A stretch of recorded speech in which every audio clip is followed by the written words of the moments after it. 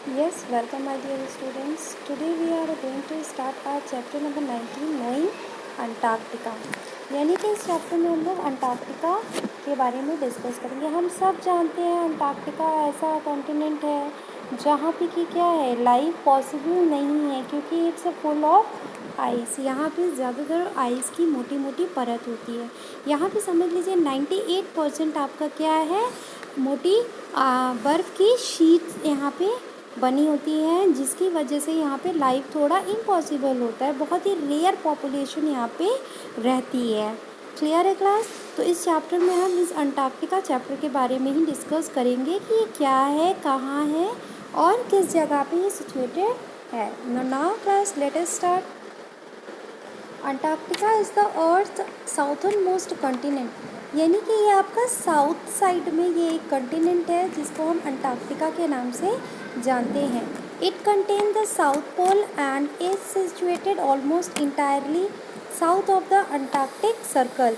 ये एक तरीके से पूरी तरीके से आपका साउथर्न, अगर हम मैप देख रहे हैं तो साउथ साइड में हम जब देखेंगे एकदम नीचे के हिस्से में, तो वहाँ पे आपको ये अंटार्कटिक क्षेत्र आपका दिखाई देगा। ठीक है, इन साउथर्न हेमिस्फीयर, ये आपका साउथर्न हेमिस्फीयर पे सिचुएटेड है। It is surrounded by the southern ocean, यानी कि ये आपका साउथर्न महासागर है, उस पर पूरी तरीके से ये बसा हुआ है उस एरिया में। ठीक है, about 98% of Antarctica is covered by the Arctic ice sheet, a sheet about 1.6 kilometre thick ice.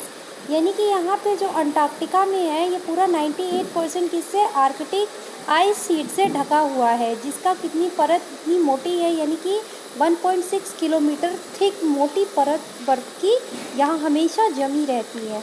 The continent has about 90% of the world ice, यानी कि पूरी दुनिया का जो बर्फ़ है 90% बर्फ़ आपका इसी कंटिनेंट में पाया जाता है। इसी कंटिनेंट में आप देखेंगे ये आपका बर्फ़ सबसे ज़्यादा कहाँ पे है, अंटार्कटिका में है। क्लियर है ना? अंटार्कटिका में कुछ ऐसे पीक्स हैं, हम उसके बारे में भी डिस्कस कर रहे हैं ना। Mount Vinson is the highest peak in Antarctica, यानी कि अंटार्कटिका में एक माउंट विंसन है जो सबसे ऊंची चोटी है। ये भी बर्फ़ की सबसे ऊंची चोटी है, बर्फ़ से ही घिरा हुआ है, at 4,892 meter and is located in the Ellsworth mountain. ये एल्सवर्थ माउंटेन पे सिचुएटेड है। Now Mount Erebus on Ross Island is the world southern most active volcano. एक तरीके से जो माउंट एरेबस पे एक रॉस आइलैंड है जहाँ पे कंटिन्यू वॉल्केनो निकलता ही रहता है।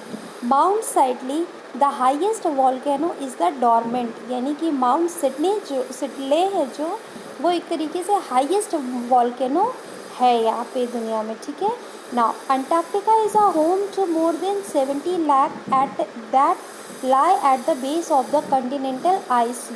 अंटार्कटिका क्या है, 70 ऐसे लेक का एक तरह से घर है जहाँ पे समझ लीजिए 70 लेक्स बहते रहते हैं, यानी कि वो भी क्या है, बर्फ़ से पूरी तरीके से ढकी हुई, वो लेक भी पूरी तरीके से बर्फ़ बनी हुई है। तो वो आपकी हैं जैसे lake Vostok, discovered beneath Russia's Vostok station in 1996, is the largest of these sub glacial lake, यानी कि लेक वॉस्टॉक है जिसको कि कब रशिया वॉस्टॉक स्टेशन ने डिस्कवर किया था इन 1906 में। ये सबसे बड़ा आपको समझ लीजिए एक तरीके से ये ग्लेशियर लेक है। ठीक है, Antarctica has no indigenous population, यहाँ पे कोई भी पॉपुलेशन नहीं है। Several governments maintain permanent manned research station on the continent. यहाँ गवर्नमेंट ने क्या किया है, स्टेशंस बना रखे हैं ढेर सारे फॉर द रिसर्च के लिए यहाँ पे। ठीक है ना, the Indian Arctic programme is under the control of National Centre for Antarctic and Ocean Research, Ministry of Earth Science, Government of India. It was initiated in 1981 with the first Indian expedition to Antarctica.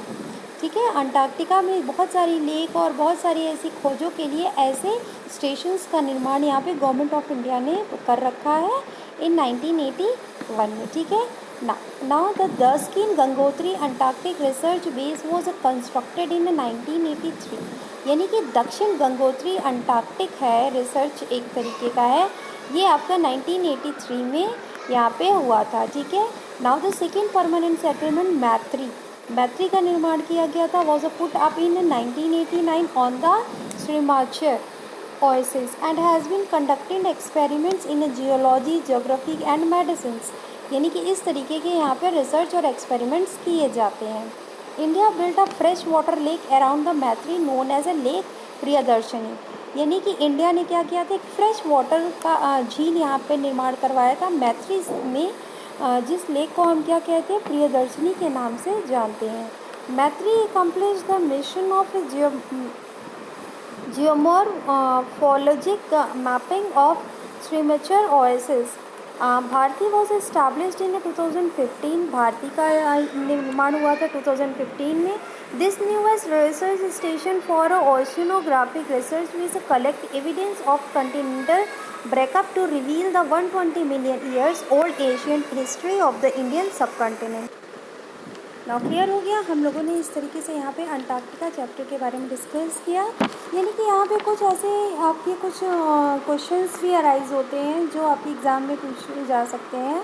जैसे कि यहाँ पे दिया हुआ है name the following the earth southern most continent, तो आपका अर्थ का सबसे साउथर्न मोस्ट कंटिनेंट कौन सा है, हम सब ने अभी डिस्कस किया है, Antarctica. Now the second one, the ocean that surround Antarctica, वो ओशियन जो पूरी तरीके से अंटार्कटिका से घिरा हुआ है वो कौन सा है, वो साउथर्न ओशियन है, जो कि क्या अंटार्कटिका से पूरी तरीके से घिरा हुआ है। Now the highest peak in Antarctica, तो अभी हम लोगों ने पढ़ा है माउंट विंसन, ठीक है।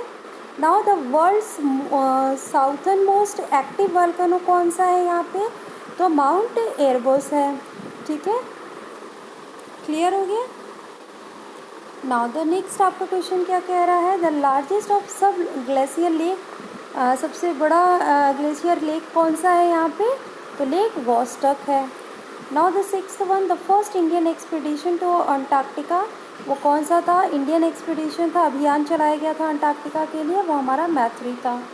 Now the seventh one, a fresh water lake around मैत्री, मैत्री में फ्रेश वाटर लेक कौन सा है, तो लेक प्रियदर्शनी है। Now the eighth, the newest Indian research station यहाँ पे कौन सा हुआ है, जो 2015 में किया गया है, वो हमारा भारतीय है, ठीक है, यही सबसे लेटेस्ट है। मैत्री आपका आपका कब किया गया था, ये हमारा 89 में किया गया था, okay. Now come on to the next chapter, chapter number 20, UN Security Council. Yes class, हम सब जानते हैं कि जैसे अभी हम लोगों ने वर्ल्ड वार डिस्कस किया था कि वर्ल्ड वार में पहले क्या होता था, कोई ऐसी काउंसिल वगैरह नहीं बनी हुई थी जिसे जब मन करता था किसी के साथ भी युद्ध छेड़ देता था, ठीक है। लेकिन अब गवर्नमेंट इस तरीके से एक्टिव हो गई कि इस तरीके से जन मन धन की हानि ना हो, जिस वजह से सारे गवर्नमेंट ने क्या किया, एक तरीके से काउंसिल का निर्माण किया, जिसकी वजह से वो क्या करें, धरती पे पीस यानी कि शांति को बरकरार रख सकें और बेवजह के युद्ध को वो टाल सकें। तो इस तरीके से यूएन काउंसिल का निर्माण किया गया, ठीक है। तो इस चैप्टर में हम उन्हीं यूएन सिक्योरिटी काउंसिल्स के बारे में डिस्कस करेंगे कि वो कौन सी ऐसी काउंसिल है, ठीक है। Now the UN Security Council is responsible for maintaining peace and security among countries of the world, यानी कि पूरे वर्ल्ड में जितनी कंट्रीज़ हैं उनमें ये क्या करती है, आपका प्रेम, सद्भावना और शांति को बरकरार रखने के लिए रिस्पॉन्सिबल होती है। इट हैज़ अ 15 मेंबर, इसमें कितने टोटल मेंबर्स होते हैं, 15 होते हैं। 5 of which are a permanent, जिसमें से 5 क्या होते हैं, परमानेंट होते हैं, वो चेंज नहीं होते हैं। And they are also known as a permanent 5, जिनको हम परमानेंट 5 और P5 के नाम से जानते हैं। परमानेंट 5 और P5 होते हैं। The rest are non permanent members and are elected for a period of 2 years, और बाकी 10 क्या होते हैं, वो आपके नॉन परमानेंट होते हैं और वो हर 2 साल में क्या होते हैं, इनका इलेक्शन होता है और वो नॉमिनेट किए जाते हैं, इलेक्ट किए जाते हैं, ओके, सिलेक्ट होते हैं इसमें।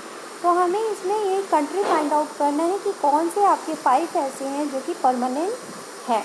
Now identify the country from their flag and write their name on the blank. All of them are permanent members of the Security Council of United Nations. तो फर्स्ट आपका क्या है, परमानेंट मेंबर क्या है, peoples Republic of China, यानी कि China आपका क्या है, परमानेंट मेंबर है। नाउ द सेकेंड आपका है फ्रांस, फ्रांस आपका परमानेंट है। Third one is a Russian federation. Now the fourth है आपका United kingdom and the fifth one is the United state of America. Okay, ये 5 मेंबर्स आपके क्या होते हैं, परमानेंट होते हैं, और इनका काम सिर्फ यही होता है कि देश में शांति, सुरक्षा और सद्भावना को बनाए रखना, कि किस तरीके से युद्ध वगैरह की स्थिति फिर से ना हो, और हो रही है तो किस तरीके से इनको कम किया जा सकता है।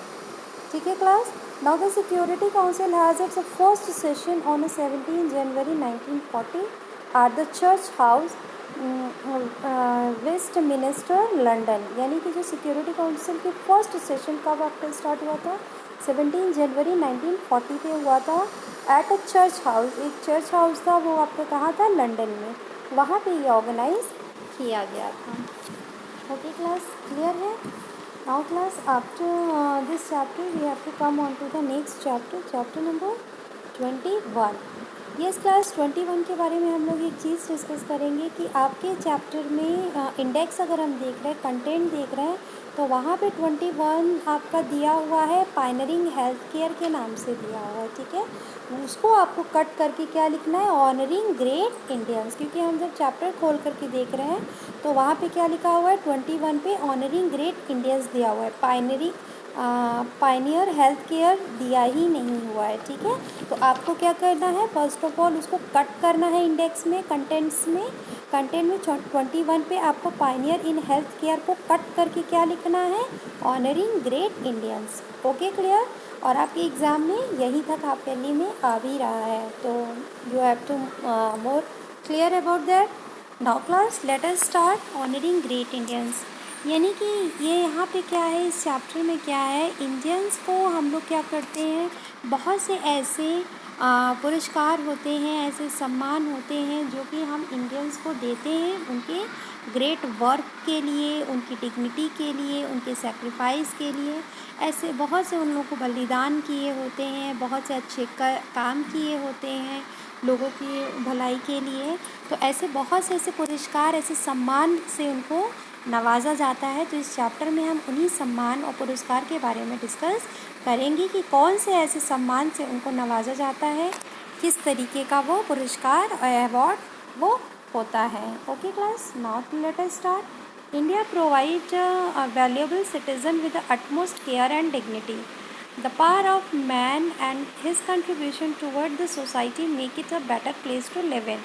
यानी कि वो सम्मान इसलिए दिया जाता है कि ताकि उनकी एक अच्छी पोजीशन सोसाइटी में बन सके, और सोसाइटी भी उससे देख करके अट्रैक्ट हो कि हमें भी अपनी लाइफ में कुछ ऐसा करना है कि हमारी भी स्थिति की सोसाइटी में कुछ इसी तरीके से बनी रहे। तो एक तरीके से ये ऑनर इसलिए दिया जाता है कि बाकी सिटीजन्स को क्या हो, इससे अट्रैक्शन हो और वो भी मोटिवेट हो।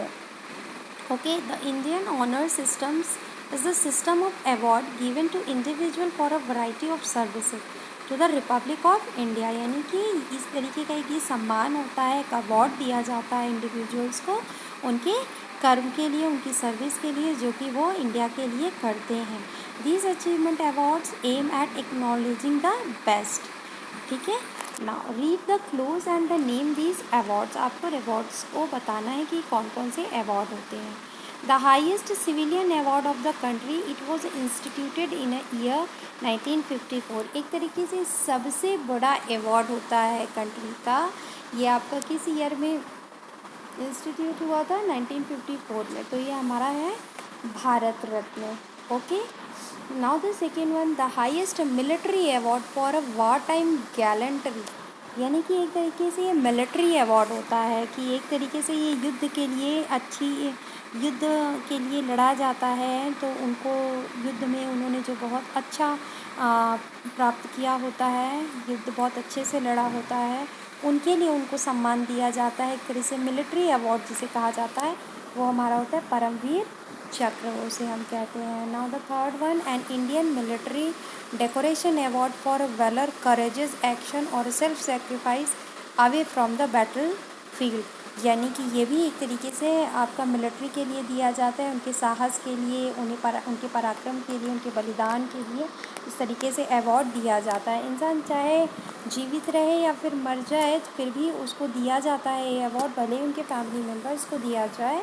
तो ये हमारा कौन सा होता है, अशोक चक्र होता है, ठीक है। नाउ द फोर्थ है an award to recognise distinguish service of a high order to the nation.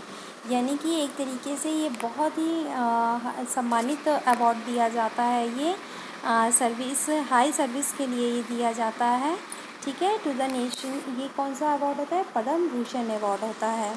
Now the fifth one, an award given for a distinguish service in any field including service rendered by the government servant. यानी कि ये एक तरीके से किसी भी सरकारी नौकर को इस तरीके के अवार्ड्स दिए जाते हैं, उनके अच्छे कर्म के लिए अवार्ड दिया जाता है, उनकी सर्विस के लिए। तो वो कौन सा होता है, पद्म श्री अवार्ड होता है। Now the sixth one, an award to recognise outstanding achievement in national sports. Sports के फील्ड में कुछ अवार्ड दिया जाता है, तो वो कौन सा होता है, आपका अर्जुन अवार्ड होता है, ठीक है।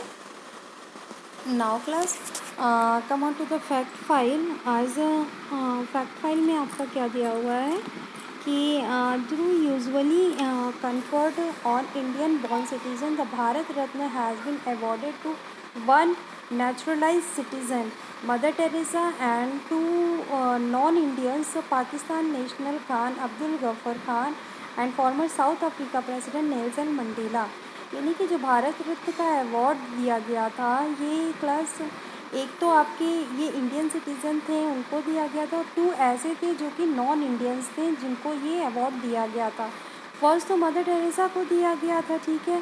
नाउ तो सेकेंड आपको क्या किया था, नॉन इंडियन कौन थे, एक पाकिस्तान नेशनल खान अब्दुल गफ़र खान को दिया गया था, और फॉर्मर साउथ अफ्रीका प्रेसिडेंट थे ये नेल्सन मंडेला, जिनको ये अवार्ड भारत रत्न से सम्मानित किया गया था, ठीक है क्लास। तो ये इम्पॉर्टेंट है, इसको भी याद रखिए।